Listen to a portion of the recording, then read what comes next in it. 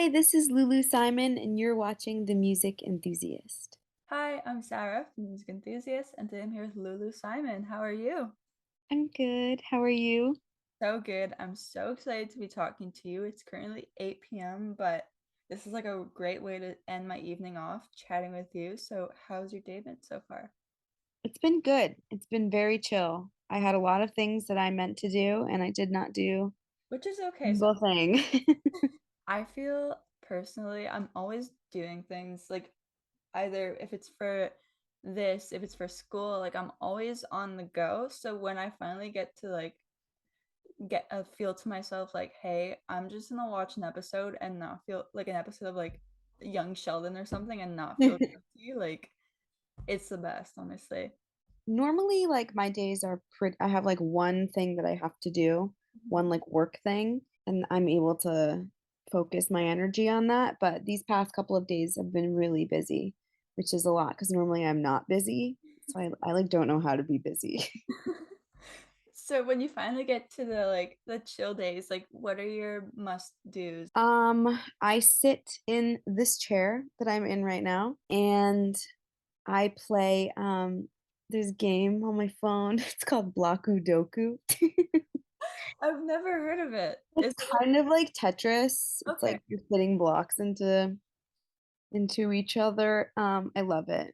I close my eyes and I like see falling blocks. So, Oh my God, no. I only have one game on my phone and it's Parking Mania, so I feel the addiction. what is that? It's really a parking game, but like you drive around, so it's not just like parking. Like it's more fun and oh my God, I'm on like level maybe 140, but I will never delete it until I'm done. Even if my storage is like so low right now, I'm like I cannot delete Parking Mania. Level 140 of parking mania. It's so fun though. Like You better work. you have to try it out and you have to let me know how you feel about Okay, I absolutely will. it. Amazing. So, what is your most fondest musical memory? Oh my gosh, that's such a good question. I feel like I love music so much. It's such a huge part of my life, and I have so many good musical memories. I feel like I have so many memories of like hearing certain songs for the first time and just like kind of laughing out. Have you ever like heard a song for the first time and it was so good that it made you like laugh out loud? Yeah, or like yell. Just That like that happens to me all the time. I love going to shows. Mhm. I love loving music. I love loving artists. When I was young, I was so obsessed with One Direction. Oh my God, me too. I saw them live when they came to Montreal. I went to so many One Direction shows, and in those moments, I was really like existing outside of my body. It was like my heart was being ripped out of my chest, and I liked it. I think I saw them too when like Zayn was a part of the band and Zayn was my favorite, so I was like dying. So good. I couldn't choose. It's like there's a different member for every day of the work week. So, Like the Zayn Barbie and everything. Like I was like, oh yeah, I had one those One Direction action figures that look nothing like them, but I was like, toys. I'm like 18. I'm like, ooh. oh my God, I love it. I love it. So what is like since we're talking about shows now, what is the best concert you've ever been to? Bruno Mars. Oh my God, I am so jealous. I saw Bruno Mars as like fall 2017. Dua Lipa was opening for Bruno Mars. And I was like, I want to go see Dua Lipa. I was like, okay, I'll go for Dua and I'll stay for Bruno. And if I get bored or whatever, I'll leave.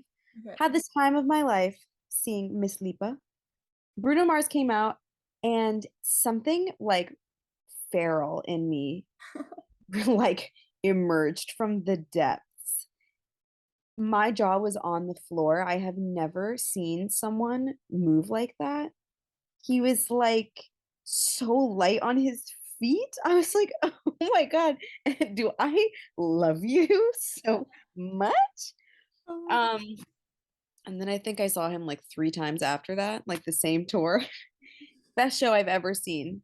Really, really incredible. Oh my God, I'm so jealous, especially now because like Silk Sonic, I love Silk Sonic. Whenever they're coming here, if they ever do, I will see them for sure. I would see him anytime, any place. I I love love that man.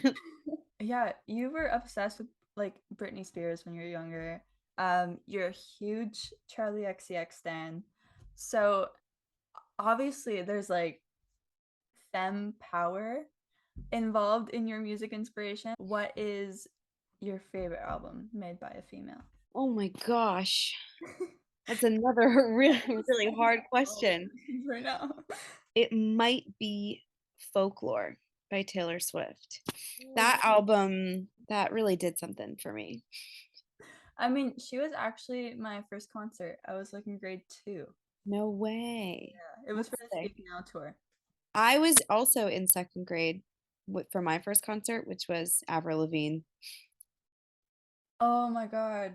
I saw her in May and it was incredible. Like we bought last minute tickets. Queen. Best decision I've ever made. Yeah. And now I'm obsessed. I'm obsessed with her like even more than I was. I love her. She's great. That was a really good, that was like her first tour. She was like 16. hmm Yeah. That's insane. Onto your music. You just recently released something which is an incredible track. It's so catchy. It's about like sort of letting go, but not really, like sort of being in the open. So, what was the first thing to come about for this song?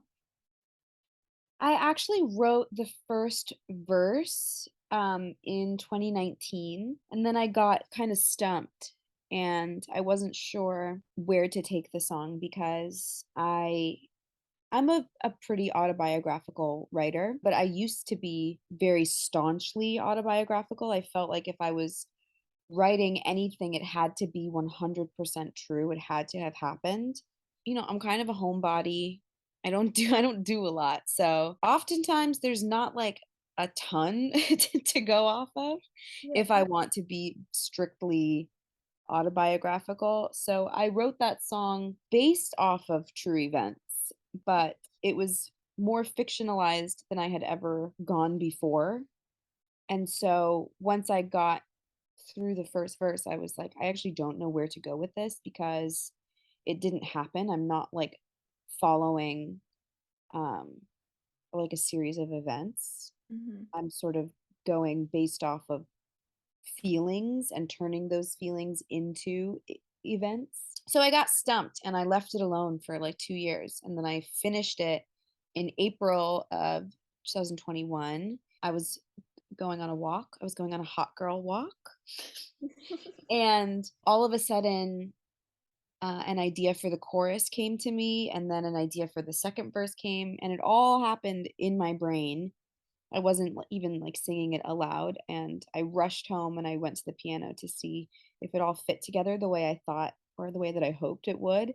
Yeah. And it kind of just did. Really, what it was is it was folklore, listening to those songs that were so fictionalized, but taking bits and pieces from Taylor Swift's life. I was like, a song can still be moving, even if it's not like specifically about something that happened in my life. Like you can still relate to it in a very personal way, even if it's not written from that place. In loving folklore and having those songs move me, it gave me permission to sort of expand the way that I write and the way that I approach songwriting, and to allow myself to write more freely and not so strictly from my personal perspective. And you say you ran straight to your piano, which is usually the place that most of your song, like your creativity happens. So, are you more of like a notebook person when it comes to writing songs, or are you more of like a notes app person? Like, which do you prefer? I wish I was a notebook person. I feel like that's so romantic, but I'm not. I'm a notes app kind of gal. Or sometimes even I'll just write a song and take a voice memo of it and then like not write the lyrics down anywhere. And then I'm like, oh wait, that was dumb. because now I have to like transcribe this. My team, my management will be like, "Oh, hey, can you send over the lyrics to this song?" And I'm like, "Okay, yeah, sure." And I go and I look in my notes for the lyrics, and I'm like, "Okay, I literally never wrote this down." That's so funny. Yeah, you're releasing a new EP on Friday. So, how are you feeling about that? Are you nervous? Because you have released an EP before. So, is it a different feeling this time than the last one? It's definitely different because the last time I released like a full body of work, it was my first release basically. I think it was in 2018. It was a while ago. I don't know, I feel like then I was still kind of finding my footing and I didn't know what to expect and I don't feel like I was necessarily like approaching releases in the proper way. Like I I didn't really have management, like, I was kind of just figuring things out as I went, and so I had no expectations, and I think now that I'm older, I have expectations, that are, like, maybe kind of unrealistic.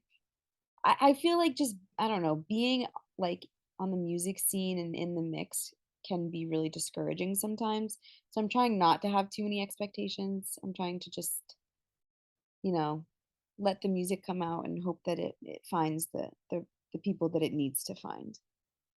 Yeah. And I'm honestly obsessed with it. Um, I got an advance link, so I heard the Yay. absolutely beautiful.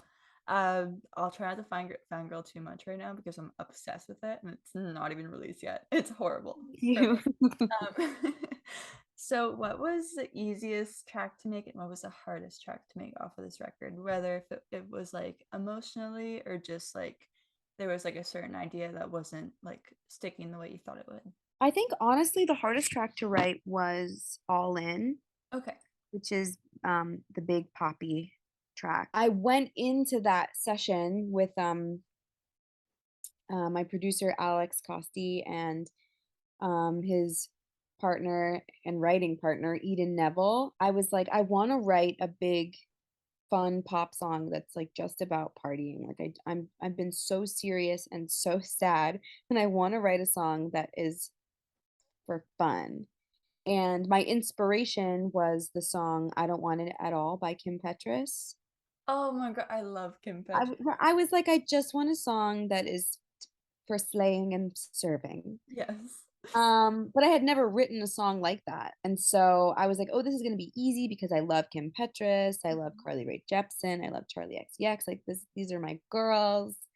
But it was actually really hard. I was like, I don't know how to write something from like a fun and easy place Mhm. because, mostly when I write, it's to express deep emotional turmoil. So all of a sudden I was like, oh, the well that I draw from is not the same well that like this pop song should come from. So that was like a very weird sort of like I almost like an attitude adjustment. Like going into that, I was like, okay, I need to like relax and shed these emotional layers and have fun. And it was really hard for me. But I'm glad it happened because now we have another like badass girl moment song. I'm really happy with the way that it turned out. It's very fun for me.